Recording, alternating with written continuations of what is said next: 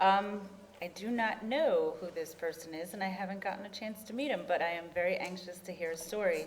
Would Roberto please come up? Roberta! Roberto? I was told Roberto. Blame Richey Joe for that one. Thank you. Surprise, surprise. I probably don't even need this microphone, but can you hear me? Okay, great. I am an alcoholic, and my name is Roberta. And whew, this is hard. Whew, I'm nervous. Okay, let's see what it was like, what happened, and what it's like today in 10 minutes. What it was like. I had my first drink when I was 15 years old, and I set out deliberately to get drunk. And it took me 15 years to become a daily drinker. Alcohol did for me what I couldn't do for myself in the beginning. I was full of fear, I was self-centered, I was selfish, I thought the world revolved around me, I was in full flight from reality, all of these things before I picked up the first drink. And I used alcohol to not have to face life on life's terms. I really just felt like I didn't have the rule book to how to live life. I never felt the same, or I never felt like I knew what to do when I was faced with a situation. So fast forward 15 years later, in 1989, I find myself at my first meeting because, just like probably everybody else in this room, my life was totally unmanageable. I mean, I could not hold a job, I could not take care of my daughter, I couldn't communicate with people, I couldn't pay my rent or keep an apartment, and I didn't know that it had anything to do with alcohol. But in 1989, a psychiatrist referred me to Alcoholics Anonymous, and I went to my first meeting in Dallas, Texas, Preston, the Preston group. And what happened there was, wow, I can tell you what not to do, really, because I spent the next 22 years trying to avoid or do anything except do the steps. I also was not convinced that I was an alcoholic. I just thought that, I mean, I really liked the meetings, I liked the people, I liked the socializing, but I was not willing to admit that I was a real alcoholic. And I didn't even know what an alcoholic was. And I didn't want to know what an alcoholic was, and I didn't want to read the big book, and I didn't want to have anything to do with any steps. And consequently, 3 years later, I found myself absolutely insane. My life was I thought that as long as I didn't drink, my life would get better. And that's all I had to do was not drink. But unfortunately, I found out rather quickly that it doesn't work that way. I was so miserable. The person that I brought to AA, I didn't change that person. All that person did was not drink. So after 3 years, I picked up a drink again. And my story goes like this. I was in and out of AA for 22 years because I would not and did not want to work the steps, and I did not want to admit that I was a real alcoholic because that meant I could never drink again. I knew that. This one day at a time was horse manure. I knew because they told me that I had an illness that was physical, mental, and spiritual, and that the only but the only, and I can't think of the word, I'm so nervous. What's the word? Somebody give me the word. Solution, thank you very much. The only solution was to have a spiritual experience. I had no idea what a spiritual experience was. Didn't want to know either. You know, I wanted my life to get better, but I didn't want to have to do anything for it to get better. I wanted to get this program through osmosis. I wanted to listen to you in meetings and be okay. And so consequently, it didn't work for me for a long, long time. And I can't even really say I was ever sober. I was dry. I didn't drink for periods of time, a year, 3 years, 5 years, 6 years. I just couldn't understand why my life wasn't getting any better. My perception hadn't changed. I was still hurting people. I had no higher power. I still thought alcohol was my higher power, that if, when it got so bad I couldn't take it, I was going to have a drink, and that's what I did. So what was it, yesterday I celebrated 8 months, which for me to be standing here sober without a drink and happy about it, really happy about it, is a true miracle for this alcoholic. I'm sure there's a lot of people in this room that didn't think I was ever going to get sober, and my boyfriend still doesn't think I'm sober.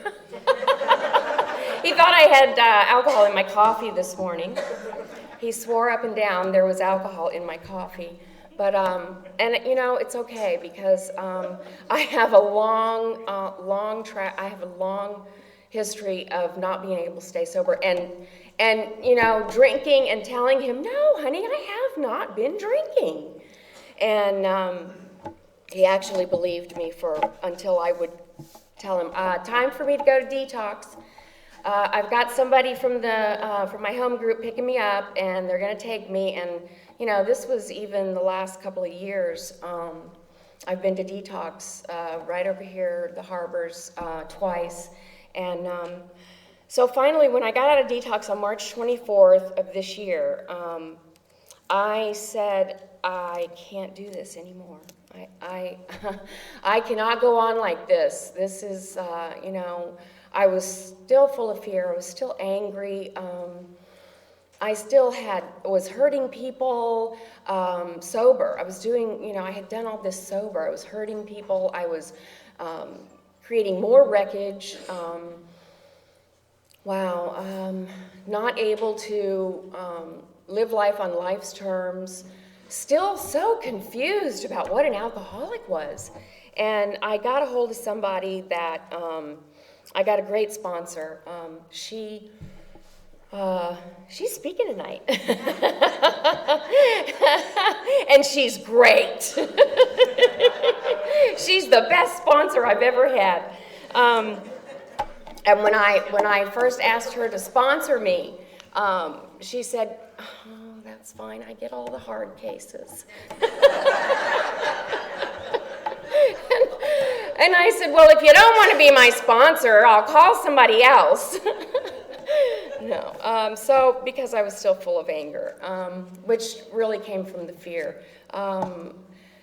And we got right down to it. I actually had another person also who had seen me at meetings quite a bit, and I went up to him after a meeting and I said, I'm not happy about being sober. I don't know what it's going to take. I don't know if I'm ever going to get this. And he said, well, if you do what it says in the big book, and you go through it step by step, page by page, and you do all the musts and everything that's suggested in there, I guarantee you will stay sober. And not only that, you will be happy. So we started with step 1. I had to admit, I had to believe that I was an alcoholic, and believe that any time I put alcohol in my system, I could not stop. So then we got to step 2, and I had to come to believe that a power greater than myself. I wasn't God, is the way I looked at it. I wasn't God. I better find one.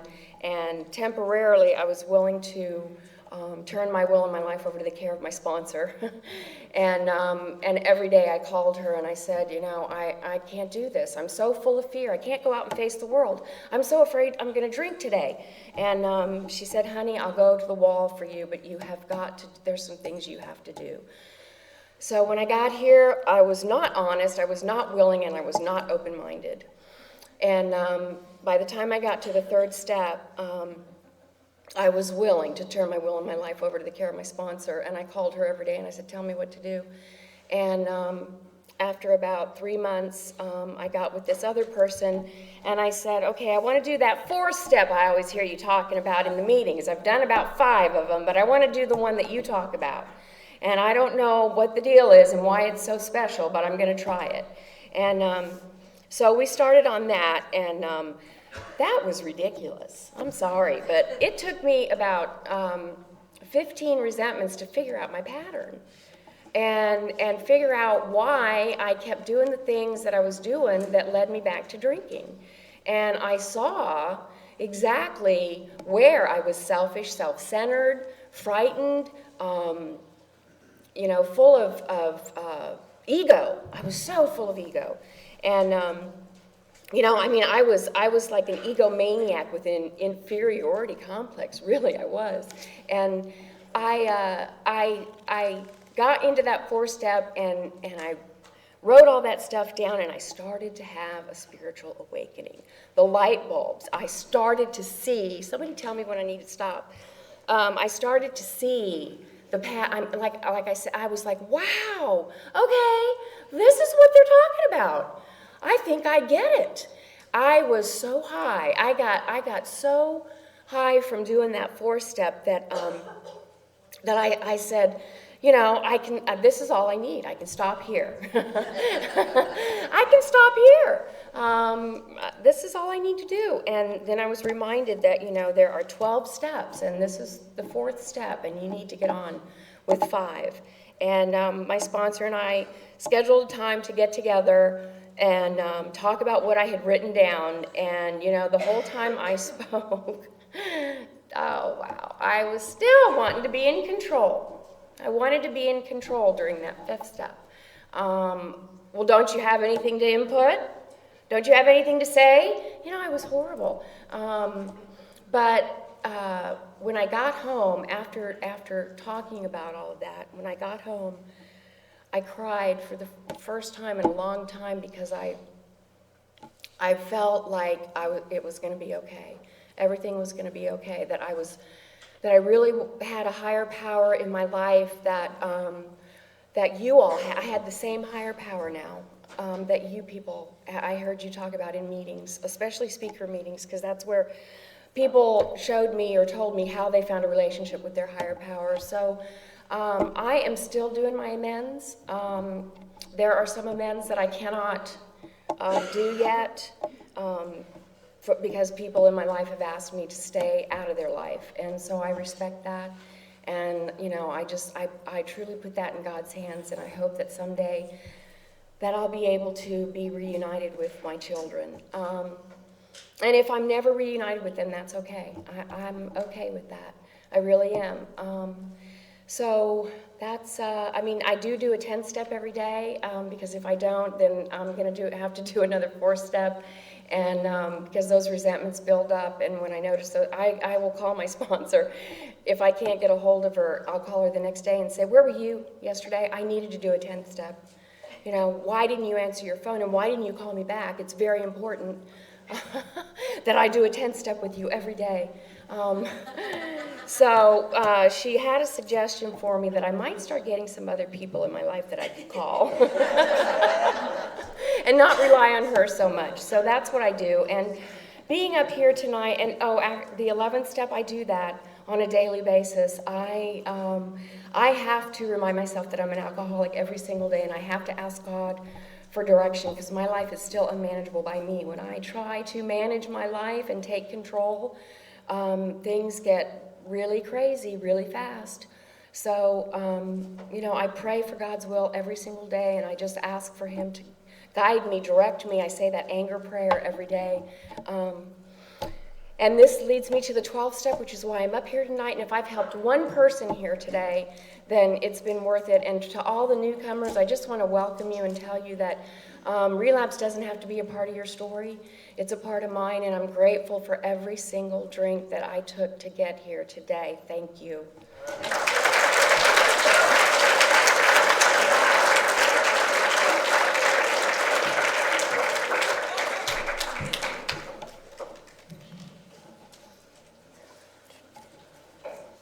Okay, Melanie, would would you please come up and read the traditions for us? And Roberta, I'm really sorry.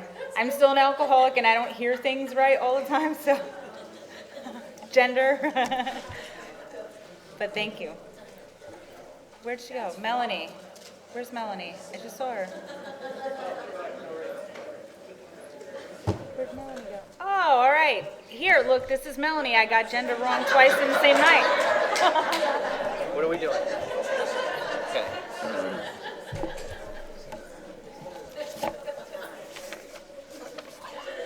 Thank you. Hello, everybody. My name is Matt. I'm an alcoholic. These are the 12 traditions of Alcoholics Anonymous. 1, our common welfare should come first. Personal recovery depends on AA unity. 2, for our group purpose, there is but one ultimate authority, a loving God as he may express himself in our group conscience. Our leaders are but trusted servants, they do not govern. 3, the only requirement for AA membership is a desire to stop drinking. 4, each group should be autonomous except in matters affecting other groups or AA as a whole. 5, each group has but one primary purpose, to carry its message to the alcoholic who still suffers. 6, an AA group ought never endorse, finance, or lend the AA name to any related facility or outside enterprise. Lest problems of money, property, and prestige divert us from our primary purpose. 7, every AA group ought to be fully self-supporting, declining outside contributions. 8, Alcoholics Anonymous should remain forever non-professional, but our service centers may employ special workers. 9, AA as such ought never be organized, but we may create service boards or committees directly responsible to those they serve. 10, Alcoholics Anonymous has no opinion on outside issues, hence the AA name ought never be drawn into public controversy. 11, our public relations policy is based on attraction rather than promotion. We need always maintain personal anonymity at the level of press, radio, and films. And 12, anonymity is the spiritual foundation of all of our traditions, ever reminding us to place principles before personalities.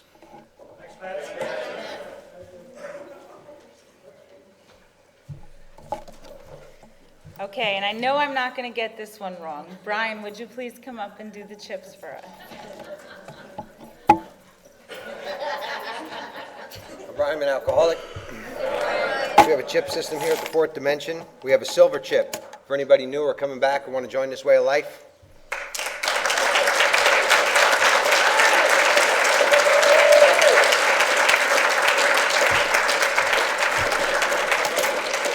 We got more.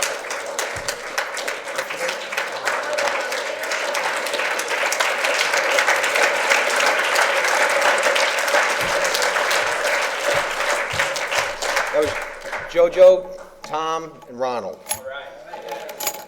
We got a red chip for 30 days, 1 month. All right. Yellow chip for 2 months. Oh.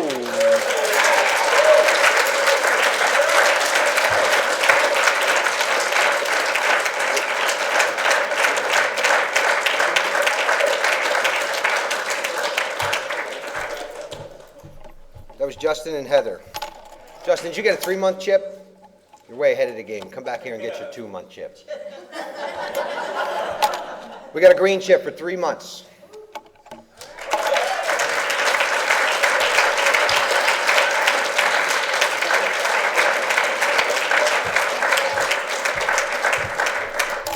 That was Trisha. Trisha? Not Roberto. We have a purple chip for 9 months. That's you. Hey!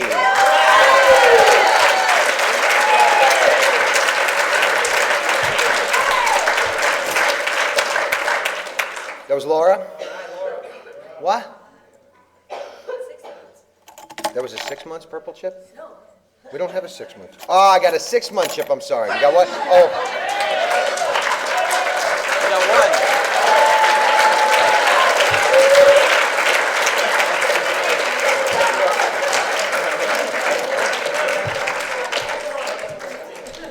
That was Cliff. I got my 6s and 9s backwards here. We got a red poker chip for 1 year, or multiples. Anybody celebrating multiple years? Come on, get her.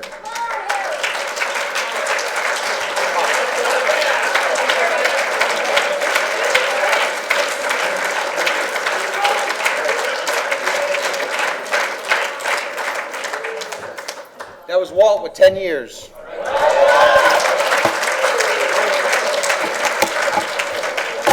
Thank you. Are you sure it's not Brianna? Well, I had to say a girl's name because that's kind of what I've been doing, the opposite. Anyway, at this time, see, it's great to know that we can laugh being sober, and that's truly a miracle. We laugh at funny things, sad things, bad things, and I'm grateful for that. At this time, I would like to introduce you to our main speaker. I have not gotten the pleasure to meet her, although from Roberta's expression, she is amazing, so I cannot wait to hear her story. At this time, would Virginia please come up and share her experience with us?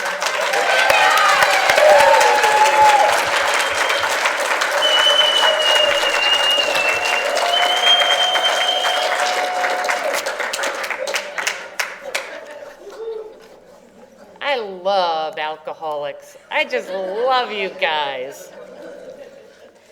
My name's Virginia and I'm an alcoholic. My sobriety date is March 1986. And to this day, I cannot believe that I'm not drinking. I mean, I was a bad alcoholic. And let me tell you, I would have drank it out of a boot if that was the only way I could get it. I was bad. Whew. And didn't matter whether the boot was clean or not either. I grew up on Long Island in New York, big Irish Catholic family. Drinking was absolutely, totally allowed. I did not come from one of those alcoholic families that were dark and secrets. I came from, we lived on the water. Everybody wanted to come to Virginia's house. Everybody loved Virginia's father, probably because my father let us drink as much as we wanted. And I had a great everything. The only thing was, everybody else in the family seemed to drink and be all right with it. And it's hard to believe, but I was worse than anybody. And they were not great. But I mean, I was just bad right from the start. And I loved it. I loved it. This is more fun than I could have ever imagined in a million years. And couldn't wait. The funny thing is, my father was very, very strict. Is this kind of how, it was as long as I didn't go out at night or we didn't go out at night, you could have something to drink. He always said nothing good happens after sundown. And I was at home till I was 21. I went to school on Long Island, and I had to be in at midnight till I was 21. I mean, really. And couldn't wait to move to the city. That's what you do. Everybody wants to move to the city. So my girlfriends and I would go in, get an apartment, no more daddy. Although he did call me every morning to make sure I was awake. And he called me at work to make sure I got there. Daddy. I'm crazy about it. I had the most wonderful father in the world, even if he was clueless. But I was clueless too. I didn't know anything about alcoholism. I didn't know anything about anything. I just knew that I got a great job in the city, and I could party all day and all night, and I certainly did. The thing after a while that got to me was, even though we kind of radiate to people who drink like us, we're more comfortable that way. And even radiating to people who drank like me. I knew that I drank differently from them. Something was different. And I managed a big 4 or 5 floor restaurant in Manhattan. We did all the NBC and CBS executive parties, and 30 Rockefeller Plaza, that was it. And it was just a constant party. And when you're in the restaurant and bar business, that's exactly what it is. So my thoughts about it was, sure, a little bit of heaven fell from out the sky and got me this job. And, but as I said, the progression of the alcoholism was setting in by that time, and it was harder to get up in the morning and also harder to come home at night. But I was starting to have blackouts, and lo and behold, one night I came to with all of my drinking buddies at an AA meeting. Well, let me tell you, I was scandalized. How dare they? And I'm here to tell you, they were drinking just as much as I was. It wasn't like I was the worst. Why, in God's name, would they have taken me to an AA meeting? Oh my God, I'd never even heard of it. But I knew it wasn't for me because they had coffee and cake, and I didn't drink coffee. And I certainly didn't eat cake. But I don't even know how we got home. Everybody was plastered. But everybody was plastered. But I said, okay, well, you know, I haven't really been feeling all that great. So maybe I won't go out for a couple of nights, you know. And I tried the first of many cures. This was my ice cream cure. And I said, you know, from now on, I'm just going to have some ice cream. And that lasted 3 days. And there was a party. Okay, but, you know, I was better. I was better now. You know, I got a little rundown, too much drinking, too much smoking, you know, not enough sleeping. Okay. Wasn't to be. The progression goes on, the progression goes on, the progression goes on. And by this time, my father had moved to Florida, and my greatest enabler in the whole world, even though I'm sure he didn't know what the word was, wasn't there anymore. Any scrapes I got into, my father got me out of. He was the mayor of our town, so I never got picked up for drunk driving. I got taken home. And I think all of this special treatment from my family, from my father, kind of, my mother used to say to me all the time, what are you, some kind of a privileged character? And I used to think, yes, I am. Haven't you met me? And anyway, to make a long story short, I came to Florida. I didn't know it at the time, but it was my first geographical change. And surely things would be better in Florida because down here they drank vodka and grapefruit juice, which was healthy, right? No more scotch and martinis. And I got another wonderful job at a country club.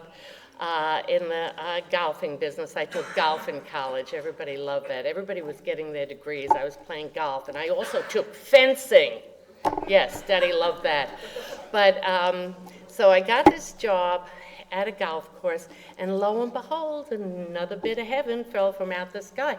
Because what did you do? You went to the 19th hole. You played golf. You went to the 19th hole. You played tennis. Well, the tennis players didn't drink that much. They were really into sports, even though I thought I was an athlete. I was an athlete. And very short time, I started showing up late for tournaments, would have big pro-ams, I wouldn't have the scoreboards up, and not only did I nearly lose my job, but I nearly lost the pro's job for him, and scared the life out of me. So guess what I did? Because I had known about it, I went to an AA meeting. Yes, I did. This is my second AA meeting. And just like the first one, I said, this is not for me. who is sitting there but my dentist? And I'm like, I'm never going back to that guy again. Drilling on my teeth. Huh, I don't think so.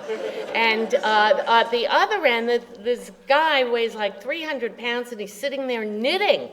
And I said, this is really, I was not in a blackout when I got to this one. I could really see what they were doing. The dentist, the knitting, I said, I'm out of here. I promised the pro I wouldn't drink anymore. Okay, so I went on another cure. This was the health food and athletic cure. I started running, and I drank vitamin shakes, and I played golf every day, and I played tennis every night because they had the lights on the tennis court, and I didn't go to the 19th hole. And lo and behold, 11 months later, in the greatest shape I have ever been, almost, I met the man who is to be my husband. Okay, and I threw out the hook and reeled him in. And the problem was, you know, I did not know how to go out with anybody or date anybody or anything without drinking. You know, I had been spending close to a year playing tennis and golf, and now I'm supposed to talk to somebody. I was a wreck. So I figured, listen, 11 months, I'm absolutely cured of whatever in God's name was wrong with me. And so when we would go out, I would have a drink, and I didn't get drunk. And then the next time I'd have another drink, and I didn't get drunk. And son of a gun, we got married. Now I got myself a nice Jewish boy who never in his life has seen an Irish girl drunk as a skunk, trying to decide what kind of wine I should be serving with his mother's cabbage soup and brisket. He said, you know, I think you have some kind of a problem here. I said, oh yeah, I have high blood pressure. And he said, you slur. I said, yeah. I said, that's the high blood pressure. He said, he said, well, it seems that when you drink, you start to slur. I said, of course, it throws my blood pressure up. Anyway, in a very short time, he knew there was something, you know, really wrong, and I had a very bad fall. I nearly lost my eye hitting the edge of a dresser in the bedroom. And, oh yeah, oh, by the way, yes, I was a collapser, okay? I'd be standing there talking to you 1 minute, and the next minute, I'd be flat on the floor. So I was a collapser, and I have always been 5'9", and not everybody always wanted to pick me up. Sometimes they just left me there. So anyway, here I am, and I've got this huge black eye, nearly lost my eye, and whoever he was talking to, somebody else who obviously knew about AA, told him about this priest that maybe he should take me to see. I said, okay, I'll do that. There's nothing wrong with me, but I'll do that. And anyway, I find out the priest's name is Father Gabriel O'Reilly. And I said, praise God. Here's a man I can talk to. You know, these Jewish guys just don't understand. So I go over and I see Father Gabriel O'Reilly. Gorgeous. I was swooning with my black eye, which I told him my husband gave me. Do you know what he had the nerve to do? He told me I needed to go to AA. He told me I needed to go to AA. So I come out, I am just livid, I'm seething. And my husband's waiting outside for me. He said, what did he say? He said, I really should lay off the hard stuff, just stick to beer. I don't know how he put up with me. I really don't know how my husband put up with me. We moved over here to Newport Richey. He had an excellent job. And within the first week that we were over here, I fell headfirst into our new neighbor's fish pond. I don't know how that happened. I don't. Anyway, he was just about the end, and it was getting to the point where I'd be in bed and I'd see the clock, and I didn't know if it was 6 o'clock in the morning or 6 o'clock at night. I just had absolutely no idea. And this one day, he got up and left, and that's how I could tell it was morning, okay? Otherwise, I was lost.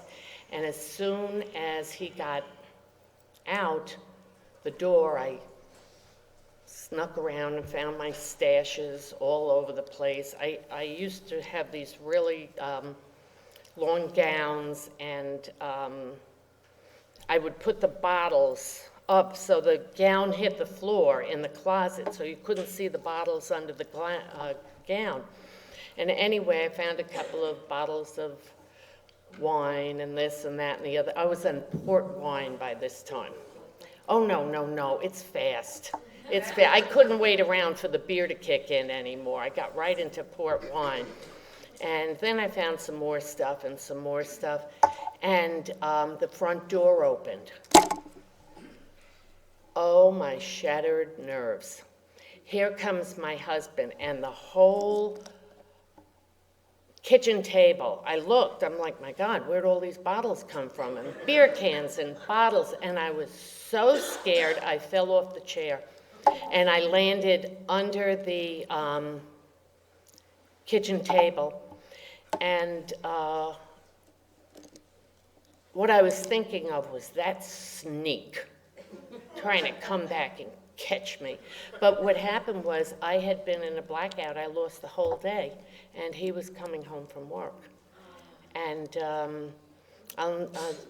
he leaned under the table, and he looked at me, and he said, Virginia, he said, have you had enough? And for the very first time in my life, I said, yes. And he made some phone calls, and I have a feeling he was already talking to these people. Everybody was against me. And they just happened to have a bed for me. And of course, we were new over in this area, so I had no idea of where we were, but he did promise me I could take my dog with me if I'd get in the car. So I got in the car, brought the dog, wherever we went. I know now it was St. Petersburg, St. Anthony's Hospital. They had something called a care unit at that time. And when we got down there, I had changed my mind. And then he just said, that's too bad. You know, you're not changing your mind, you're staying. So the nurse or somebody came out into the parking lot, and I said, oh, right, but I'm taking my dog. And they said, no, you're not. So there's a fight in the parking lot, and he got the dog, I got the rubber room, and I'll tell you, I couldn't believe the nerve of him doing that to me. Anyway, the next day, I woke up. I don't remember any more about that after the fight over the dog in the parking lot. I woke up in this room, and there were rubber sheets on the bed, and there were bars on the window, and the door was locked. And the only thing I could think of was, geez, I didn't even have that much last night. Typical alcoholic, you know, I'm locked in the nut ward, and I'm thinking, geez, he didn't even get me on a good night.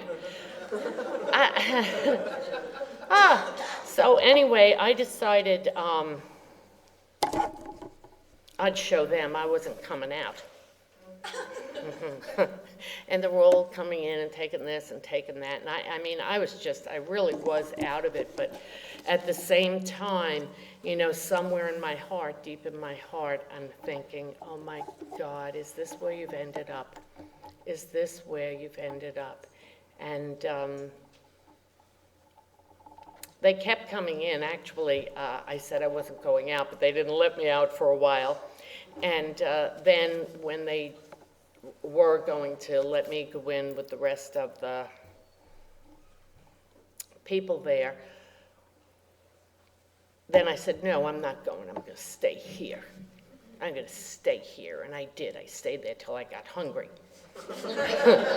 About 20 minutes later, I said, okay, I'll come out and I'll eat. And I hadn't eaten in a few days. I guess they kind of keep you low on whatever they were giving you then. I don't know if they give it to you now, but they probably figured I needed it. And the treatment center, it was just, they were AA. They were AA, they were AA, and I didn't know it. They were AA, they were AA. All of the counselors were AA. Everybody who came in, they brought meetings in. Everybody, even the priests were bloody AA. And I remember going this one, oh, and we had doctors and nurses, and I learned about alcoholism. I learned what it was. I had no idea of what I was dealing with. I had no idea that all the fun I was having was a disease. I didn't know that. And you know what? It really wasn't fun anymore. It wasn't fun anymore. It was trying not to get caught and being sick. That's what it was. People from AA came in, brought meetings in. I hated them. But one day, I mean the people, I never listened at the meetings, but I hated everybody. I didn't know I hated everybody. I hated everything. I hated myself. I just, one of my girlfriends used to say, just sitting there in the corner, Virginia, radiating hate. And that's pretty much what I was doing. But I walked in to this one meeting, you know, they take us in. You know, with the armbands on or whatever they are. Every time they took us out to a meeting, I pulled mine off. Because they kept us all together. You know, they knew that I was from the nut ward. Oh, how embarrassing. Anyway, this priest used to come in, and he did beginners meetings, the steps like we do on Tuesday night. 1, 2, 3, 1, 2, 3. And I walked in on a first step meeting.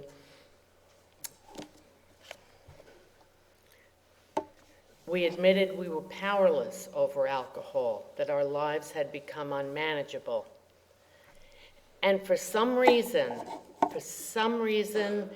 that word jumped out at me, popped out at me. It was 10 feet high in neon letters, and I bought it the first time I heard it. The first time I heard it, powerless.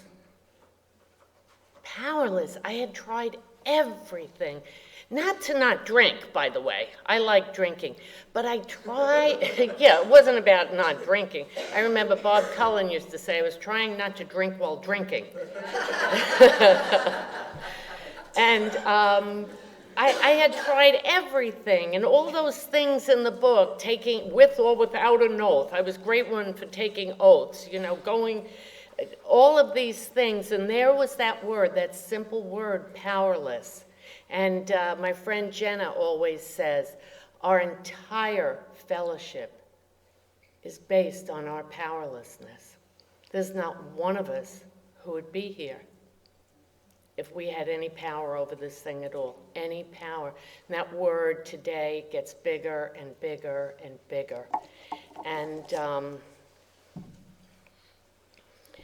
the bad part about the Nut House was they used to have these little conferences with counselors. And they gave me this long list of things that I was going to have to do when I got out. Listen to me. When I got out. And I was horrified, you know. I told them I knew all about alcoholism now. I'm powerless, you know. I was thrilled. I was thrilled to be powerless. You know, the worst is over, I'm powerless. But they said, No, you're going to have to do certain things. You're going to have to go to AA. I said, oh, no. Oh, I've been to AA. I've been to 3 meetings in 13 years, and doesn't work. They said, well, that's too bad. You're going to have to go to AA. Nobody ever listened to me. And they gave me this list of things to do, 90 and 90. I said, 90 meetings in 90? I had a life. Of course, I had no life. Shh. Had no friends, couldn't go out in the daylight. But 90 meetings in 90 days after I'm already there a month. It sounded like eternity. And then they tell you this stuff. Tom Reddy's here. I saw him. I used to practice this stuff on him. Get to the meeting early, stay afterwards and clean up. Always thank the speaker. Always thank the chairperson. I went up and thanked him one day. I said, my name's Virginia, I'm an alcoholic, I just got out of the nut house. And I put my hand out and it went like this.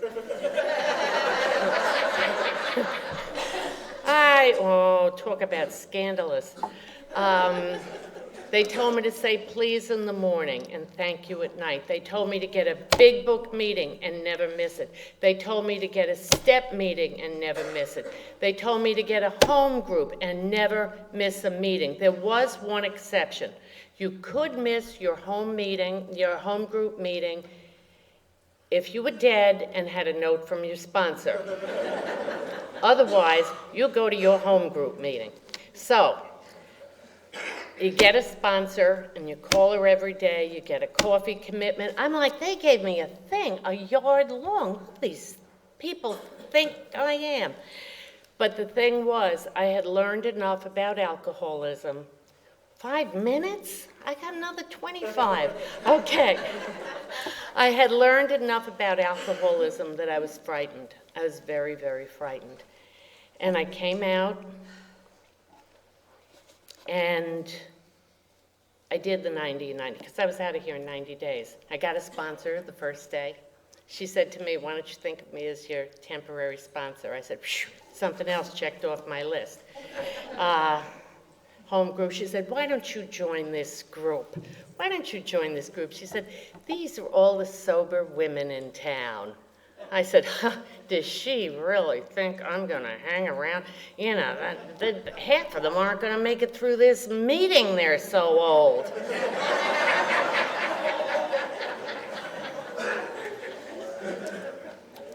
Who knew? You know, I didn't start out that old either. Anyway, I said please and every morning. I said thank you every night. I got a big book meeting and I never missed it. I was lucky enough to have a big book step meeting and I never missed it. And I'm still in touch with all of those people from that meeting today. Absolutely. Please in the morning, thank you at night. That's what expanded my whole life with God, just starting out. It became please, please, please when I was scared, and thank you, thank you, thank you when something turned out right. And one day I called my sponsor, who I was getting rid of after the 90 days, and I said, constant contact. She said, are you all right, dear? I said, yes, I'm in constant contact with God. And she said, we better go to a meeting. Anyway, I finished the 90 meetings, and I had this big calendar. And I checked off everything I did. I checked off every meeting I went to, every chairperson, and what the topic was, so that they couldn't tell me I didn't do everything perfectly. And I still have that.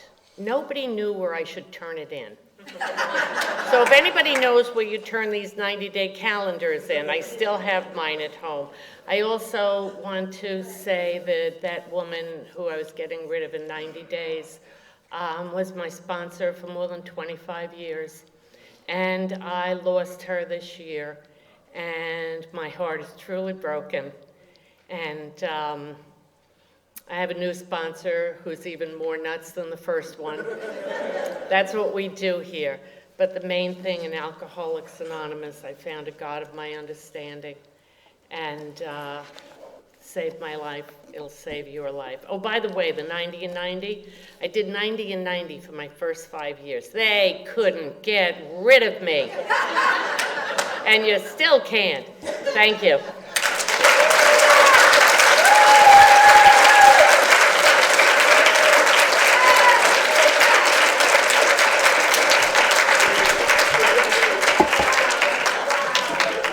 Thank you very much, Virginia.